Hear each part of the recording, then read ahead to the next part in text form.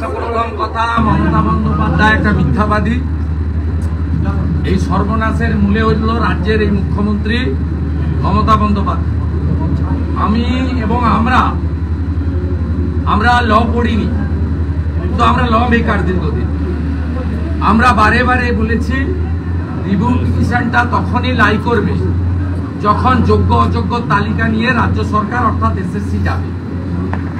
উনি প্রথম থেকে ওএমআর ট্যাম্পারিং, র্যাঙ্ক জাম্পিং, সাদা খাতা, টাকা নিয়ে এবং ওদের দলের নেতাদের আত্মীয় স্বজনকে বাঁচাতে চেয়েছেন, যা অভিজিৎ গাঙ্গুলি মহোদয়ের অর্ডারে 22 সালে মেনে নিলে আজকে এই 26,000-এর সর্বনাশ হতো না, ওটা 5-6 হাজারে রয়ে যেত।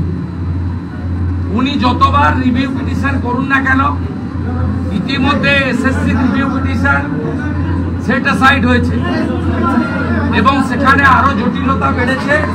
গ্রুপ সি এবং গ্রুপ ডি যারা যোগ্য তারাও বঞ্চিত হয়ে গেছেন। এসএসসি রিভিউ পিটিশন করতে গিয়ে পুরো লটটাই বাদ চলে গেছে। ওই 4,000-এর মধ্যে কিন্তু অযোগ্য আছে, যোগ্য আছে। এটা একটা সর্বনাশ করেছেন। আবার দ্বিতীয় হচ্ছে সিম্পল রিভিউ পিটিশনে কিচ্ছু হবে না।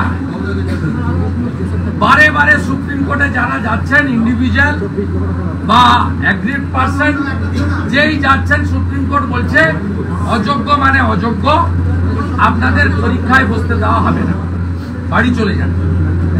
আপনি মমতা বন্দ্যোপাধ্যায় নেতাজি ইন্ডোর স্টেডিয়ামে যে কথা বলেছিলেন, আজকে ডিগবাজি খেয়ে চোখ পাল্টি করে তিনি আজকে অন্য কথা বললেন। অসত্য বা হত ইতি গজ। আমি আবারও বলি, রাজ্যের বিরোধী দলনেতা হিসাবে আপনি যোগ্য অযোগ্য, আমরা আশা করেছিলাম বিকেল 5টায় আপনি যোগ্যদের তালিকা প্রকাশ করবেন, তার মানে অযোগ্যরা বাকিরা অযোগ্য হবে। এবং আপনি আপনার এসএসসি, আপনার রাজ্য সরকার যদি সিবিআই মেহনতে গাজিয়াবাদ থেকে আপনারা যে উড়িয়ে দিয়েছিলেন হার্ড ডিস্ক এবং ওএমআর উদ্ধার করে দিয়েছে, সেই যোগ্য তালিকা নিয়ে রিভিউতে যান। আমার বিশ্বাস সুপ্রিম কোর্ট সহানুভূতির সঙ্গে দেখতে পারেন। আপনারা যাবেন না, তাই সুপ্রিম কোর্টেরও দেখার সুযোগ নেই। তাই অযোগ্যরা পরীক্ষায় বসতে পারবেন না, তাদের লক অ্যান্ড কি হয়ে গেল। আপনার যদি এত দরদ, অযোগ্যদের আপনি সিভিক টিচার ঘোষণা করে নতুন একটা কর্মসূচি ঘোষণা করুন। আমি আপনাকে নাম দিচ্ছি চৌর্যশ্রী। আপনি অনেক শ্রী এনেছেন, আরেকটা চৌর্যশ্রী প্রোগ্রাম এনে 25,000, 30,000, 20,000 যা দিতে চান মাসে মাসে এদেরকে দিয়ে দিন।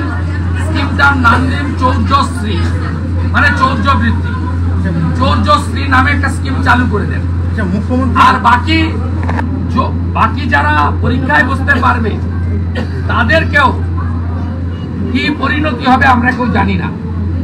আমরা তাদের চাকরি থাকুক চাই, কিন্তু তাদের চাকরি রাখতে গেলে এখন যে পরিস্থিতি, পরীক্ষায় তাদের বসতে হবে। এবং আগে ওএমআর এর খাতা বিক্রি করেছে, এবারে তৃণমূলের চোরেরা প্রশ্ন বিক্রি করবে। ও ভোটের আগে আরো কয়েকশো কোটি টাকা তুলবে 2026-এ অবৈধভাবে ভোটে জেতার জন্য। তাই এটা একটা দিক। আরেকটা মারাত্মক অপরাধ রাজ্যের মুখ্যমন্ত্রী করেছেন। পশ্চিমবঙ্গ বিধানসভায় আইন এনে রাজ্যপালের সই করে অনেক আগে, এই সরকারের আমলে নয়, অনেক আগে, আজ থেকে 20 বছর আগে, 96-97 সালে, আরো আগে, সেই সময় এসএসসি তৈরি হয়, school service commission. School service কমিশনকে রাজ্য বিধানসভা অটোনমাস বডি হিসাবে স্বীকৃতি দেয় এবং তারা নিজস্ব বিধানসভা থেকে তৈরি করা রুল অনুযায়ী তারা সমগ্র শিক্ষক শিক্ষিকা নিয়োগ করবেন। পরবর্তীকালে শিক্ষাকর্মীদের সঙ্গে যুক্ত হয়, যেটা ম্যানেজিং কমিটির হাতে ছিল। তাই আজকে এসএসসির অর্ডার, সুপ্রিম কোর্টের অর্ডার এসএসসির উপরে। এসএসসি তার চেয়ারম্যান নিশ্চিতভাবে মারা যায়নি, তার নাম অধ্যাপক সিদ্ধার্থ মজুমদার। তার সচিব আছে WBCS অফিসার। আজকে তারা ঘোষণা করলেন না যে কবে নাম নথিভুক্ত করতে হবে। আপনি এসএসসির অর্ডার তো এসএসসির উপরে, আপনি আজকেও সুপ্রিম কোর্টকে বুড়া আঙুল দেখালেন, বিচার ব্যবস্থাকে আপনি হেয় প্রতিপন্ন করলেন এবং সুপ্রিম কোর্ট অবমাননার দায়ে আপনি যুক্ত হলেন। আপনি বললেন 31 মের মধ্যে নাম নথিভুক্ত করুন। আপনি বললেন পরীক্ষার পরে 15 নভেম্বর রেজাল্ট বেরোবে, 20 নভেম্বর থেকে কাউন্সিলিং হবে। আপনি বলার কে? হরিদাস পাল। এটা তো এসএসসির বলার কথা। এসএসসি যে অটোনমাস ইন্ডিপেন্ডেন্ট বডি, এসএসসির উপরে সুপ্রিম কোর্টের অর্ডার।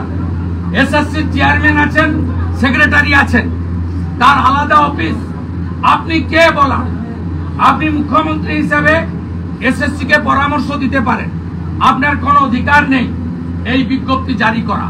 এবং দুর্ভাগ্যজনক হলেও সত্যি, আমি 4 বছর মন্ত্রী ছিলাম। আমার অভিজ্ঞতায় আমি যখন হারি এই দল বলেছি অল আর ল্যাম্প পোস্ট, একটাই পোস্ট, দ্যাট ইজ মমতা ব্যানার্জির পোস্ট, পিসির পোস্ট। আজকে ব্রাত্য বসু একজন অধ্যাপক, নাট্য ব্যক্তিত্ব, তাকেও আজকে ভৃত্য বসু বলে আমরা বলি, তাকেও আজকে পুরো শিক্ষার ব্যবস্থা থেকে আউট করে দিলেন। তিনি পিকচারে নেই। তার মানে আপনারা বুঝতে পারছেন এই রাজ্যে আমি মনে করি 11 কোটি জনগণই যোগ্য, একটাই অযোগ্য, তার নাম মমতা ব্যানার্জি। এই অযোগ্য মহিলাটিকে 2026-এ বিরাট সুযোগ পাচ্ছেন আপনারা গণতন্ত্রের মহোৎসবে, তাকে বাতিল করে দিন, তাহলে সব ঠান্ডা হয়ে যাবে, সব মিটে যাবে। এত চোখের জল আর দেখতে হবে না, এত মন্দির ঠাকুর আর ভাঙবে না, এত রোহিঙ্গাদের দেখতে পাবেন না, সব ঠিক হয়ে যাবে। একটাই অযোগ্য আর সব যোগ্য। মুখ্যমন্ত্রী ঘোষণা করেছেন যে শূন্য পদের সংখ্যা বাড়ানো হবে, শূন্য পদের সংখ্যা বাড়ানো হবে। উনি পারবেন না করতে। সুপ্রিম কোর্টের ডাইরেকশন আছে 16 সালের ভ্যাকেন্সির উপরে। 16 সালের যে 22.5 লক্ষ অ্যাপ্লিকেন্ট অ্যাডমিট কার্ড ছিল, তারাই, তাদের মধ্যে অযোগ্য 6-7 হাজার বাদ যাবে। কারা বাদ যাবে বলা আছে? ওএমআর টেম্পারিং, র্যাঙ্ক জাম্পিং, ফাঁকা খাতা এবং প্যানেল এর যে লংজিভিটি, তার বাইরে যারা আছে, এই 4টা ক্রাইটেরিয়া বাদে বাকিরা অ্যাপ্লাই করতে পারবেন। Not only present teacher, non teaching, যারা 16তে পরীক্ষায় বসেছিল, তারাও যদি মনে করে অ্যাপ্লাই করে আবার পরীক্ষায় বসতে পারবে। কিন্তু আপনি নতুন করে আসন বাড়াতে পারবেন না। তার কারণ আপনি আপনার যে মুসলিমদেরকে ওবিসি করতে গিয়ে আপনি যে ঘন্টটা পাকিয়ে রেখেছেন, ওবিসিতে তার মীমাংসা হয়নি। আপনি অবৈধভাবে 111টা কমিউনিটিকে ওবিসি তালিকায় ঢুকিয়েছেন, যার মধ্যে 107টা হচ্ছে মুসলিম কমিউনিটি, যা হাইকোর্টের ডিভিশন বেঞ্চ বাতিল করেছে। সুপ্রিম কোর্টে পেন্ডিং আছে, 15 জুলাই আবার ডেট আছে। আপনার কোনো ক্ষমতা নেই 100 পয়েন্ট রোস্টার মানার। আপনি তো ভর্তি করতে পারছেন না। উচ্চ মাধ্যমিকের রেজাল্ট 7ই মে বেরিয়েছে, আজকে 27 মে, 21 দিন অতিবাহিত। আপনি কোন স্কুলে কলেজে ভর্তির বিজ্ঞপ্তি দিতে পারছেন না, কারণ সেখানে ওবিসির 17% যে রিজার্ভেশন, সেটা ডিক্লেয়ার করতে হবে। 10 সালের আগের যে সার্টিফিকেট, 10 সালের পরের সার্টিফিকেট, এই বিতর্কের সমাধান আপনি করতে পারেননি বলে। চাকরিহারাদের বিরুদ্ধে, চাকরিহারাদের জন্য সর্বশক্তি দিয়ে লড়ুন বলেছেন মুখ্যমন্ত্রী। কেমন লড়বেন? নেতাজি ইন্ডোরে কি বলেছিলেন? আমি যতক্ষণ আছি চিন্তা নেই, আমি রিভিউতে যাচ্ছি। এসএসসি কে রিভিউতে পাঠিয়েছিলেন, সর্বনাশ করেছেন। গ্রুপ ডি, গ্রুপ সি, 4000-এর মধ্যে আমি বলছি 1400 জাল, 2600 জেনুইন, 2600 ছেলেকে পথে বসিয়েছেন। সিভিক নন টিচিং করে দিয়েছেন 20,000, 25,000। কতদিন? ডিসেম্বরের পরে কোথায় যাবে এরা? আপনি থাকবেন না, আপনি ক্ষমার অযোগ্য অপরাধ বাংলায় করিয়ে দেবেন। 26-এ আপনাকে লোক জেতাবে না, আপনি নিশ্চিন্ত থাকতে পারেন। যত গুন্ডামি করুন, যা খুশি করুন, 26-এ আপনি জিততে পারেন না। কালীগঞ্জে বিধানসভা ভোটে এখানে 6000 ভোটের তালিকা থেকে ভোটার লিস্টের নাম বাদ গেছে, নির্ণায়ক হতে পারে ভোটার লিস্টে জেতার ক্ষেত্রে। কালীগঞ্জে এর মধ্যে 3,500 ডেথ তো বাদ যাবে, তো আমাদেরও দাবি ছিল। আমি আপনাকে বলছি, কালিয়াগঞ্জে রেজাল্ট কি হবে সেটা তো ভোটাররা ঠিক করবে। আমাদের যে কোর ভোট আছে 43%, সেই কোর ভোট ভারতীয় জনতা পার্টির সঙ্গে থাকে। বাকি যে 57% আছে তারা কি করবে তাদেরকে জিজ্ঞেস করবে, মালের দায়িত্ব আর আমি দায়িত্ব নিতে পারছি। রাজধানীতে আমাদের যে 43% কোর ভোট আছে, যা 24 সালে অমৃতা রায় মহোদয়া 67,000 ভোট পেয়েছিলেন, 21 সালে অভিজিৎ ঘোষ 65,000 ভোট পেয়েছিলেন। আমাদের যে কোর ভোট, যারা রাষ্ট্রবাদ, সনাতন সংস্কৃতি, জাতীয়তাবাদ, দেশপ্রেম এবং পাকিস্তানকে দুশ্মন বলে মনে করে, সেই সমস্ত ভোটারদের ভোট পদ্ম ফুলে পড়বে।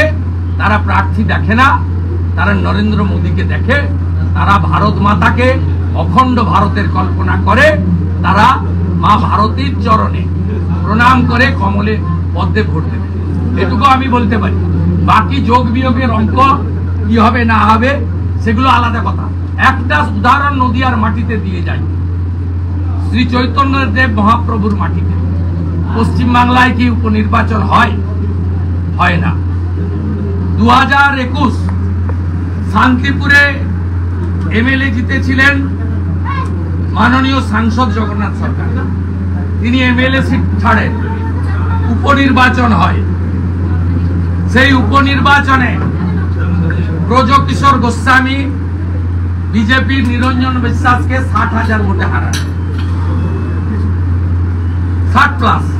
সেই কেন্দ্রে গত 1 বছর আগে হওয়া নির্বাচনে, সাধারণ নির্বাচনে জগন্নাথ সরকার বাবু কত লিড পেয়েছেন? 30,000-এর কাছাকাছি লিড পেয়েছেন। মাননীয় সুবিধাবাদী মুকুটমণি, তিনি এখানে পার্লামেন্টে এমপি হবেন বলে দল বদল করেছিলেন। তাকে এখানকার মানুষ রানাঘাট সংরক্ষিত লোকসভা কেন্দ্রের মানুষ কত ভোটে হারিয়েছে আপনারা জানেন? হ্যাঁ, 37,000-এর হারিয়েছে তার নিজের কেন্দ্রে। সামগ্রিকভাবে তো বিজেপির মধ্যে জগন্নাথ দাস সবচেয়ে হাইয়েস্ট করেছিল। সেক্ষেত্রে আবার সেখানে উপনির্বাচনে পিটে মেরে ধরে কিভাবে তারা জিতে নিয়েছে আপনারা জানেন। আবার বলে গেলাম, 8 মাস পরে যে ভোট হবে, মুকুটমণি অধিকারী অন্তত 50,000 ভোটে হারবে। লিখে রাখবেন, 50,000 ভোটে হারবে। আমি তো 1 কোটি টাকা বাজি ধরতে রাজি আছি। আপনার ক্ষমতা অনুযায়ী আপনি ধরুন, আমি 1 কোটি টাকা বাজি ধরতে রাজি। 50,000 ভোটে মুকুটমণি অধিকারী সাধারণ নির্বাচনে হারবে। তাই বাই ইলেকশনের চর্চা কম করুন, 26-এর চর্চা বেশি করুন। রাজধানীতে তৃণমূল সাংসদদের জরুরি বৈঠক, দলীয় সাংসদদের থাকতে নির্দেশ। কি কারণে রাজধানী আবার কোথায়? তৃণমূল তো আঞ্চলিক দল, তাদের তো রাজধানী কলকাতা। তৃণমূল কংগ্রেস তো ন্যাশনাল পার্টি নয়। আপনি বলুন ভারতের রাজধানী, ভারতবর্ষের রাজধানীতে দিল্লি। তৃণমূল কংগ্রেস আর অল ইন্ডিয়া ফরওয়ার্ড ব্লক দুটোই হচ্ছে স্টেট পার্টি, এটা ন্যাশনাল পার্টি নয়। কামালপুরে আবার বড়দুর্গা হতে চলেছে, কামালপুরে আবার বড়দুর্গা হতে চলেছে, কি বলতে চান? এখান থেকে বাড়ির পাশে কামালপুর, সেখানে বড়দুর্গা আবার হতে চলেছে। এটা পিসি ভাইপোর নিজেদের হাফের জন্য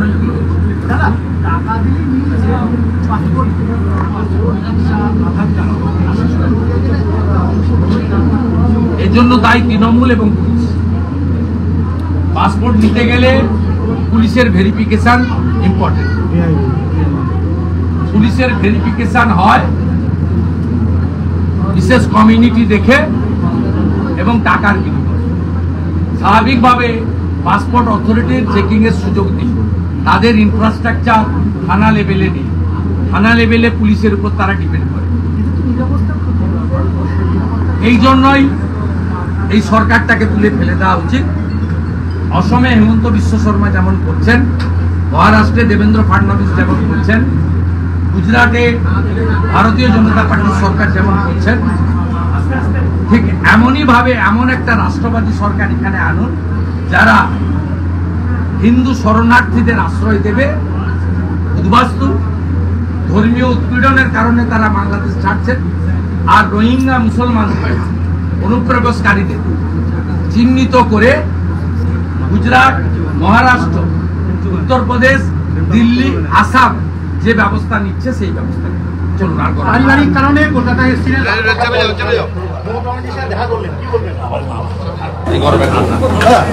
একটাই কোশ্চেন ছিল, লালু প্রসাদ যাদব আমাদের সাথে দেখা করেছেন, কি বলবেন? লালু প্রসাদ যাদব ব্যক্তিগত বলবো না, ব্যক্তিগত ওনার একটা নাতি জন্মগ্রহণ করেছেন, এটা নিয়ে কি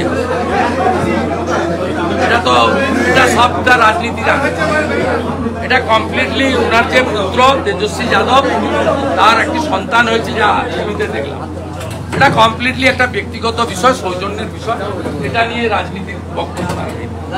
খাঁটি সোনার সঠিক দাম বর্মন জুয়েলার্স তারই নাম। হলমার্ক সোনার বিশ্বস্ত প্রতিষ্ঠান বর্মন জুয়েলার্সে আসুন।